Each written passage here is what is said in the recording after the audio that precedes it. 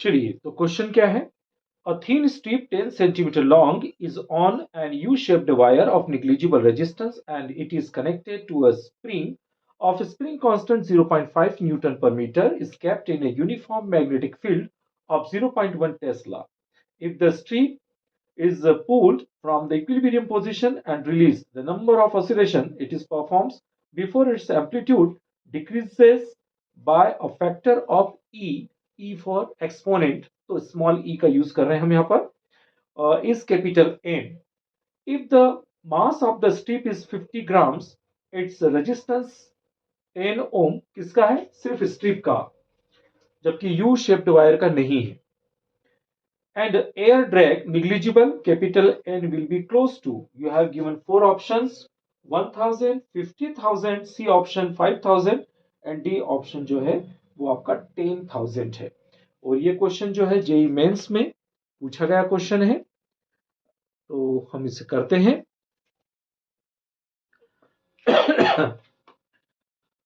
तो क्वेश्चन देखा जाए तो क्वेश्चन तो सिंपल है, लेकिन इसका जो कंसेप्ट है, जनरली बहुत सारे बच्चे वो वाला कंसेप्ट छोड़ देते हैं जो क्लास 11th में पढ़ा हुआ होता है. और वो क्लास 11th में कौन सा चैप्टर? Waves and oscillation.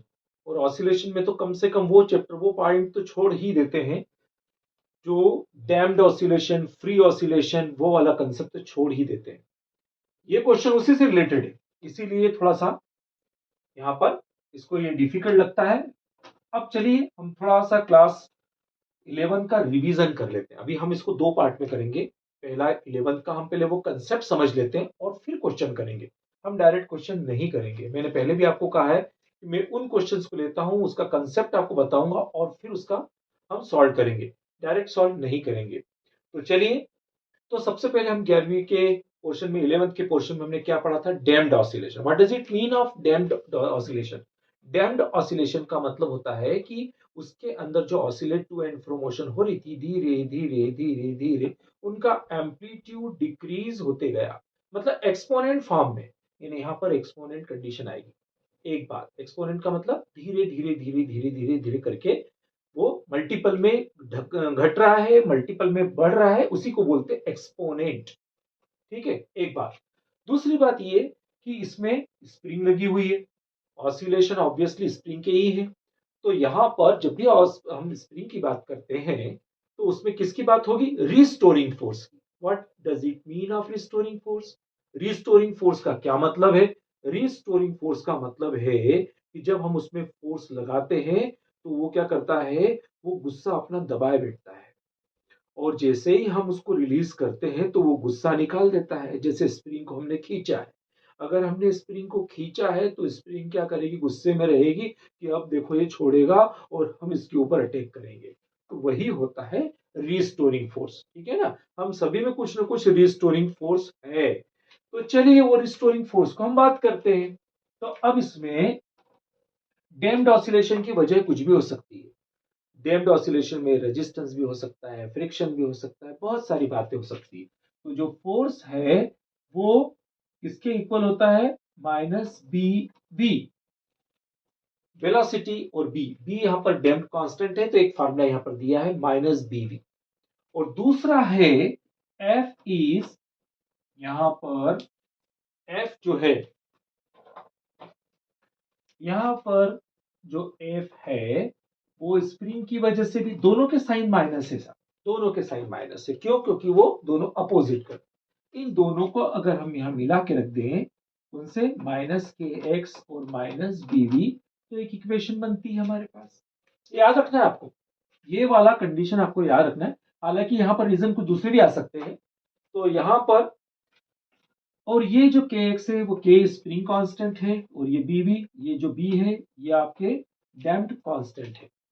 और आपको तो एफ पता है, मैकेनिकल में एम इंटू ए एक्सेलरेशन. सबको इधर लेकर आ जाए, मतलब लेफ्ट हैंड साइड, तो ये सब प्लस का हो जाएगा इक्वल टू 0. ऑर्डर थोड़ा आगे पीछे हो गया है, इसको अगले स्टेप पे हम ऑर्डर को ठीक कर लेंगे. एक्सेलरेशन, अब चूंकि एक्स के फॉर्म में फंक्शन है तो सारे फंक्शन को हम एक्स के फॉर्म में कर लेते हैं. एम, ये हो जाएगा आपका D two X D T square, है ना? एक्सेलरेशन को ऐसा कर सकते हैं ना. क्योंकि एक्सेलरेशन dv बाई dt भी होता है, इसका डबल डिफरेंशिएशन डिस्प्लेसमेंट का कर देंगे तो भी एक्सेलरेशन होता है ना। ये वाला पोर्शन हम यहाँ लिख लेते हैं, तो ये क्या हो जाएगा dx बाई dt और ये आपका kx, ये डेम की एक इक्वेशन बन गई, ठीक है।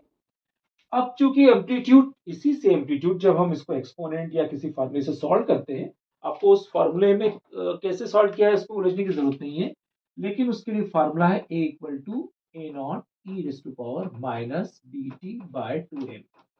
याद रखना आपको, हाँ, ये formula a equal to A not, B क्या, क्योंकि ये इक्वेशन बहुत जरूरी है। इस इक्वेशन में ये वाला जो है यहाँ पर m, ये b जो है यहाँ पर आएगा और ये t है ना। तो ये आपका एक्सीलरेशन का फार्मूला है, डैम्प्ड ऑसिलेशन में एक्सीलरेशन, एम्पलीट्यूड सॉरी, एम्पलीट्यूड का फार्मूला है a equal to A not E into minus B T by 2m। तो ये फार्मूला आपका 11th वाला पोर्शन का कंसेप्ट है, ठीक है। तो यहां पर आपको यही आपको फार्मूला यूटिलाइज करना है और हम इसके इस कॉइल के इस यू शेप्ड वायर के लिए यूज करेंगे। बस यहां पर चेंज क्या होगा, ये जो आपका डैम्प्ड फार्मूला है वो आप किसकी वजह से उसने बाकी एयर रेजिस्टेंस निग्लिजिबल कर दिया, मतलब अब हमारे लिए ये हमारे लिए टेंशन वाली बात होगी, ये निग्लिजिबल हो तो फिर हम इसकी जगह क्या यूज करेंगे, तो इसकी जगह भी हमारे पास एक फार्मूला, एक फोर्स लगेगा। कौन सा force, when current carrying conductor, when current carrying conductor moving in a uniform magnetic field then some current. मैंने अभी आपसे क्या कहा है, करंट कैरिंग कंडक्टर वाला कोई कंडक्टर है, उसके अंदर भी करंट नहीं है, वो मूव कर रहा है, तो वो मूव कर रहा है तो ऑब्वियसली उसके अंदर करंट जनरेट होगा।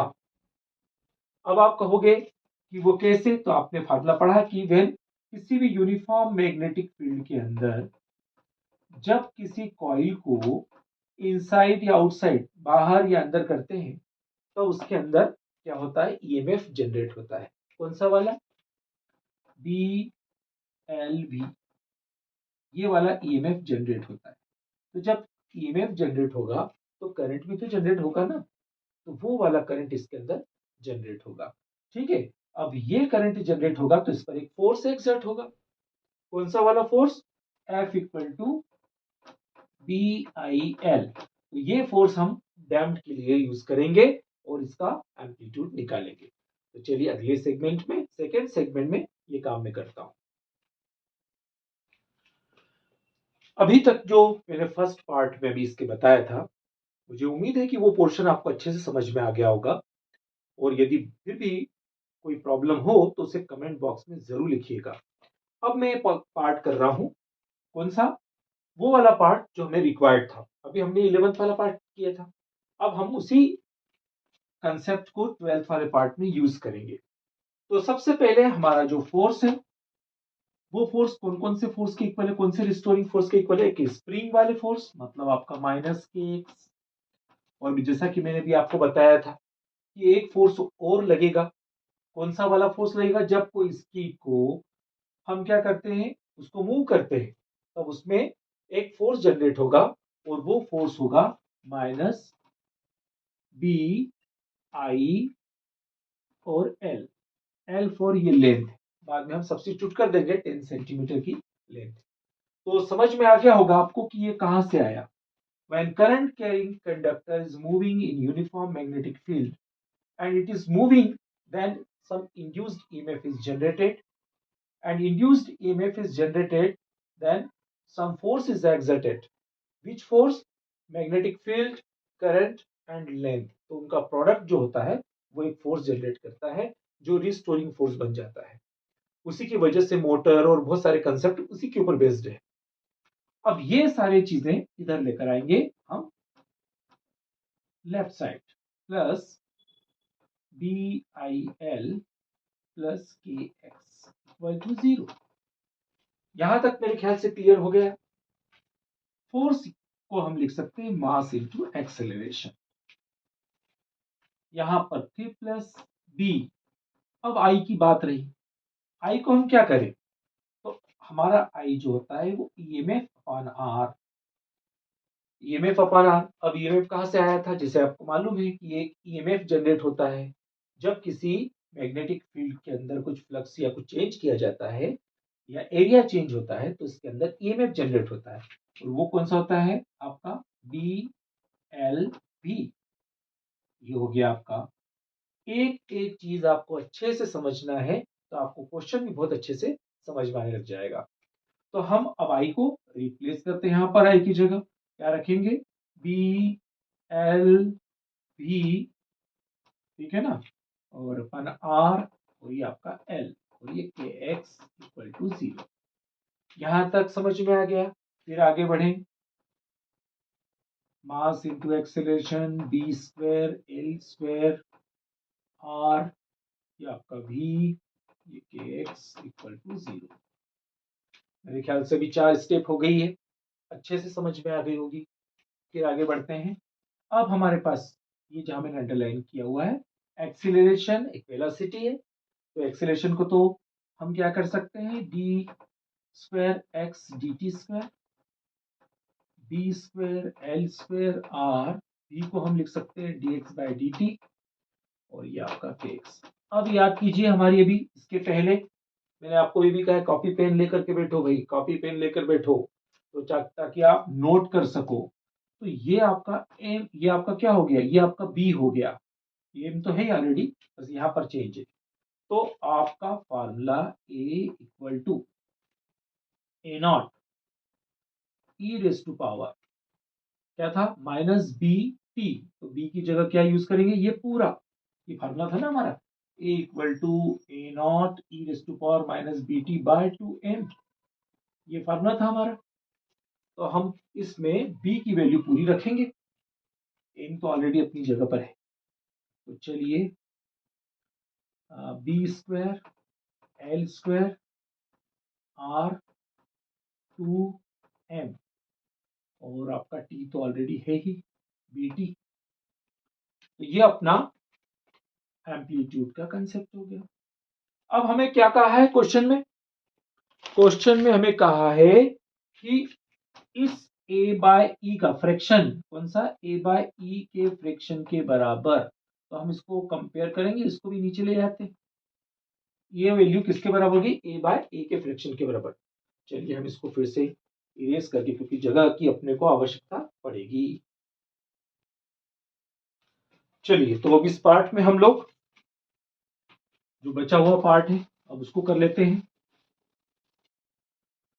तो यहां पर हम उसको, ये हमें क्वेश्चन में दिया हुआ है ना, हमें ये क्वेश्चन में दिया हुआ है, उसने कहा है कि 1 बाय ई का फ्रैक्शन है, तो ई बाय फ्रैक्शन के कंपैरिजन करेंगे, और ये माइनस था तो हमने नीचे ले लिया। तो अगर ई के ऊपर कोई पावर यहाँ नहीं, कंपेयर करें, ये एम्पलीट्यूड की जगह ए नॉट है ना, ये पीक वैल्यू ए नॉट मतलब पीक वैल्यू, जैसे अपना ये एम्पलीट्यूड होता है ना, तो ये मैक्सिमम वैल्यू ये होता है पीक वैल्यू। तो ये A upon E, A naught upon E, तो यहाँ पर ई की कंपेरिजन कुछ भी नहीं है पावर, मतलब 1, 1 इक्वल टू क्या हो जाएगा B square L square T by 2rm, then T can be written as 2rm B square L square. अब बाकी जो वैल्यू आपको पता है वो वैल्यू रख दीजिए। आर की वैल्यू कितनी है 10 ओम, मास कितना है भाई 50 ग्राम, ग्राम है मतलब 10⁻³ चलिए ये काम हो गया। बी स्क्वायर मैग्नेटिक फील्ड कितनी है 0.1 टेस्ला। चलिए लेंथ कितना है 10 सेंटीमीटर, 10 सेंटीमीटर मतलब 10 इंटू 10⁻² का स्क्वायर। तो जब इसको सॉल्व कर लेते हैं तो ये कितना हो जाएगा 2 इंटू 10, तो ये कितना हो जाएगा 500 1000, तो ऊपर से तो ये 1 हो गया, और ये 2 टू -4, और ये तो कुल मिलाकर के ये 10⁻⁻4 सेकेंड जो भी, ये आपका टी की वैल्यू आ गई है ना, एक पोर्शन में आपकी टी की वैल्यू आ गई। अब हम दूसरा टाइम पीरियड की वैल्यू निकाल लेते हैं, तो वो कहां से निकलेगी, अब मेरे ख्याल से यहां तक के तो अभी कुछ जरूरत पड़ेगी शायद, हाँ जरूरत पड़ेगी। तो अब हमें ये स्मॉल टी की वैल्यू तो निकाल ली हमें, तो अब हम क्या निकालते हैं टाइम पीरियड। ऑसिलेशन का फार्मूला है 2 pi equal to M by K, तो ये 2 pi M, what is M, ये 50 ग्राम, और आपका के स्प्रिंग कांस्टेंट 0.5, तो ये वैल्यू आपकी, ये वैल्यू आपको, तो ये कितनी हो गई 2 पाई, 50 का पॉइंट हटा दिया और ये 100, तो ये कितना हुआ 100, तो 1/10 √10 हो गया।